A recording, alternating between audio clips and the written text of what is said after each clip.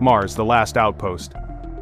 Just as Earth's view is about to be lost, the observational challenge shifts 225 million kilometers away to Mars. For a short but critical window, the red planet becomes the only outpost with a front-row seat. A fleet of robotic orbiters will become our eyes and ears. The European Space Agency's Mars Express can capture high-resolution images and chemical fingerprints of the coma.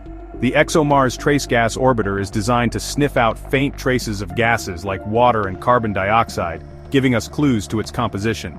NASA's MAVEN, led by principal investigator Bruce Jakosky, can use its ultraviolet spectrograph to study emissions from the comet's gas and dust, while the Mars Reconnaissance Orbiter could potentially resolve the nucleus itself with its powerful HiRISE camera, which can see features as small as 1 foot across from an altitude of 300 kilometers.